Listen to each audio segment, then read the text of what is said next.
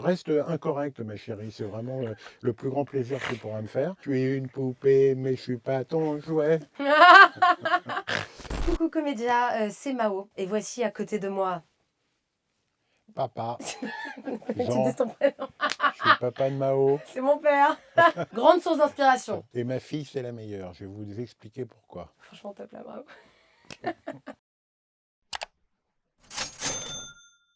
Comment ton père te décrit quand il dit ce que tu fais dans la vie? Alors, je sais pas, je sais que mon père est très fier de moi parce que la dernière fois, je suis allée à la boulangerie à côté de chez toi et le boulanger me dit: Ah, mais t'es la fille de Jean. Déjà, on me dit pas t'es ma drama, t'es la fille de Jean. Donc là, j'ai compris que mon daron va dans tous les commerces du quartier pour dire que je suis sa fille. Est-ce que tu l'as vu à la télé? Nanana. Donc je sais qu'il y a un gros truc autour de ça.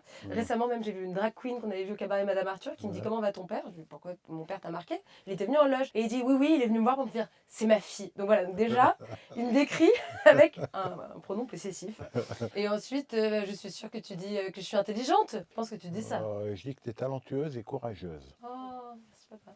Parce que je l'ai vu ramer depuis les débuts, là, les arrière-salles de café avec 10 spectateurs, le théâtre de poche avec 20 personnes, dont le premier rang à 50 cm de la scène. Et donc je l'ai vu s'accrocher contre vents et marées, et malgré le machisme du milieu, malgré l'hyper-concurrence. Et puis petit à petit, avec son spectacle, elle se remettait en bouche à chaque représentation, l'améliorer en permanence et aboutir à la qualité d'aujourd'hui. Et justement, il est comment son spectacle?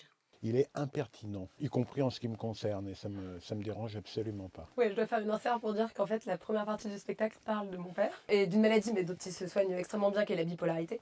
Et donc, c'est vrai que forcément, avant qu'il soit diagnostiqué, ça avait laissé des traces, ça a amené à des situations pleines de péripéties, on va dire. Et donc, plein de gens sortent du spectacle et me disent déjà: un, est-ce que c'est vrai ce que tu racontes? Deux, est-ce que ton père le prend bien? Et donc, c'est très drôle parce que oui, parce que toi, tu as fait partie de cette thérapie collective. Et je suis pas. En fait, je te donne la parole, ça va te dire. Disons que dans ce spectacle, tout n'est pas faux, mais tout n'est pas vrai non plus.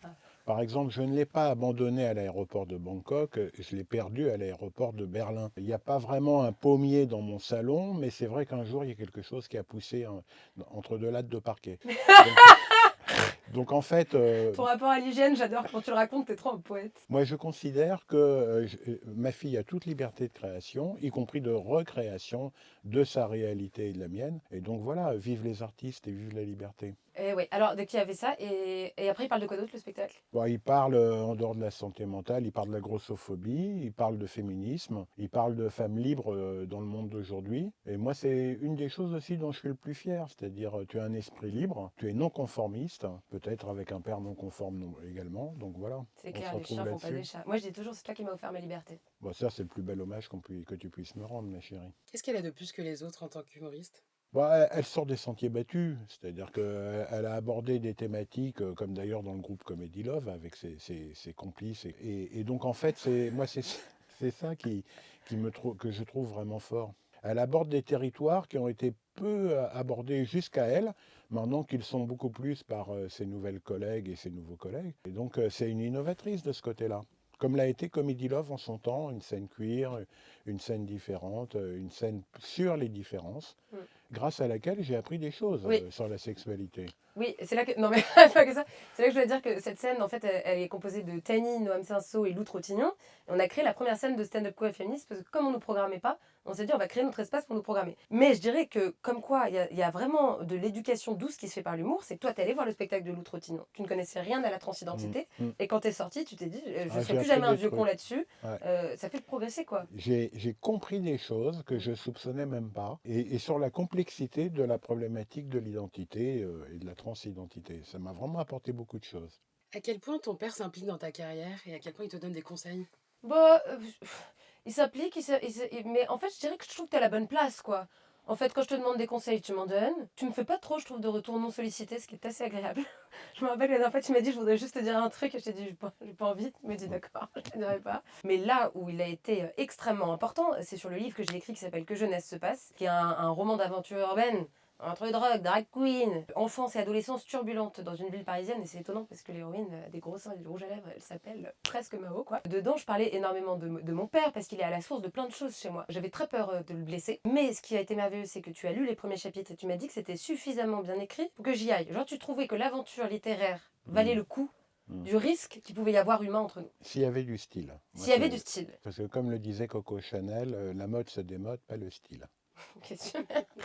Et Coco Chanel qui était un peu collabo, hein, Ouais, mais elle a une, fait des super vestes. une grande créatrice par ailleurs. Ça, c'est vrai. Ensuite, tu as relu le livre pas à pas, c'est-à-dire toutes les 40 pages, c'est toi qui les as relus. C'est sur tes annotations que je le bossais. Et ensuite, il a fallu que tu signes des papiers avec Robert Laffont, comme quoi tu porterais jamais plainte contre moi. Donc, tu as lu la dernière version et à la fin, moi j'étais essorée. Je faisais quotidien en même temps des dates à Paris, mais j'étais essorée, sa mère. Et donc, c'est à toi que j'ai demandé de faire la toute dernière lecture. Donc là, on peut dire que tu as été de A à Z avec moi et j'aurais pas pu le faire sans toi. Bah, merci ma chérie, et puis je suis ravi d'avoir été ton soutien comme sur le reste. Mais ce livre, il est vraiment bien parce que il condense toutes tes qualités avec en plus cette qualité d'écriture qui pour moi était vraiment un élément majeur pour que ça soit pas simplement un document, mais que ça soit quelque chose qui puisse rester en tant qu'acte littéraire. Est-ce que vous avez déjà été perturbé par quelque chose que Mao a dit, soit dans son spectacle, soit dans son livre? Ah Dans son livre, oui, quand même, oui. parce que j'en prends plein la figure. Après elle, on va dire que je suis le deuxième personnage principal du livre. Et donc, oui, j'ai dû digérer un certain nombre de Ah ouais. couleuvres quand même, d'autant plus qu'elle parle de ma santé mentale, Ah donc qui sont quand même des choses qui relèvent du secret. Et quand elle est mal, d'ailleurs, j'ai arrêté d'écrire. Il y a eu un mois ou deux, je pouvais plus continuer à Ouais, écrire. on a eu des discussions un peu houleuses, mais Ouais. on s'en est expliqué tous les deux. Mais oui, c'est le seul aspect sur lequel ça m'a fait un peu mal. Dans le cadre du spectacle, c'est différent parce que c'est tellement joué, c'est tellement incarné que je me sens à la limite presque pas concerné, quoi. Ça me fait marrer. Le livre, c'est différent parce qu'il y a une dimension, c'est une autofiction, c'est ce qui m'a un peu auto-rassuré, on va dire. Mais il y a des éléments très réels qui me concernent directement. Et donc oui, ça c'était un peu délicat pour moi. Est-ce qu'il y a un conseil que vous lui avez donné pour sa vie professionnelle, pour sa carrière? Alors moi, le conseil que je lui ai donné, c'est le talent ne suffit pas. Ouais. C'est-à-dire, rien, il faut travailler, il faut être laborieuse au sens de creuser son sillon. Et je dois dire que ce dont je suis le plus fier la concernant, c'est sur ses capacités de travail. Et le fait que je lui ai aussi conseillé d'incarner l'esprit d'entreprise de son propre projet, c'est-à-dire de jamais dépendre des autres. Je lui ai toujours dit, ça, mais depuis qu'elle est toute petite, ne dépend jamais d'un homme, ne te place jamais dans une situation de dépendance matérielle vis-à-vis de qui que ce soit et encore moins d'un mec, et de le faire aussi par rapport à ses projets artistiques. Mais tu sais, papa, je te jure, j'en ai parlé dans ma chronique France Inter ce matin. Ah ouais? Oui, je voulais faire un éloge des gens qui se lèvent tard. Et je disais, mon père, il est devenu auto-entrepreneur pour une raison, mettre le réveil quand il veut. Et moi, c'est le meilleur conseil qu'il m'ait donné, de devenir ma propre chef d'entreprise pour me réveiller quand je veux. Est-ce qu'il y a une blague, donc on l'a compris, tu es très libre sur ce que tu racontes, notamment sur ton père. Est-ce que tu t'es déjà auto-censuré?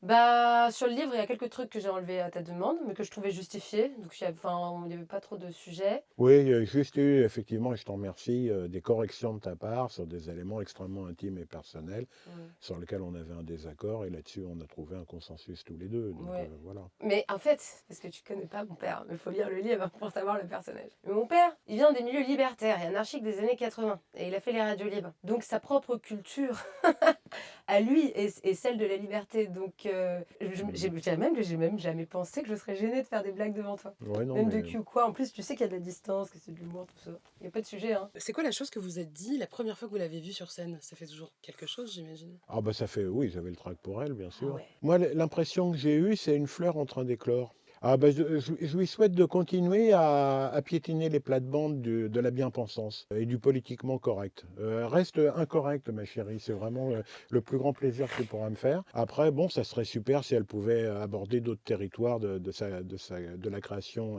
qu'elle a entreprise. Enfin, peut-être le cinéma, Ah, oui. peut-être les séries, l'écriture, la réalisation, la chanson aussi, j'adore ces chansons-là. Bimbo que j'ai fait avec Bagarre. Je suis une bimbo, mais j'ai un cerveau. Je suis une poupée, mais je suis pas ton jouet. Oui, je suis une poupée, mais je suis pas ton jouet. Est-ce que tu définirais la relation que tu as avec ton père? Oh là là, très fusionnelle et à la fois indépendante. Je pense qu'on est tous les deux des gens solitaires. On a beaucoup besoin de nos solitudes pour créer. Mais je pense qu'on ne peut pas vivre l'un sans l'autre. D'ailleurs, mon père, parfois, il a failli mourir à un moment. Il a eu un cancer hyper grave. Et il est resté en vie parce que j'étais là. Moi, je reste toujours en vie aussi parce que tu es là. Donc, et alors, on se dit tout. C'est une relation quand même qui est chouette parce que moi, je peux tout dire à mon père. On n'a pas de secret. Mais c'est pas malsain. On a des pudeurs quand même. Mais Ça, c'est vrai qu'on partage énormément sur la carrière, sur l'intimité, sur les débats d'idées. On n'a pas toujours les mêmes idées politiques. Mhm. On en débat, plus ou moins calmement, je trouve. Parfois, t'es pas calme, mais Non, je rigole. On s'est pardonné beaucoup de choses. On avance ensemble, quoi. Son enfant devient un être autonome, il faut l'accepter et sans tabou.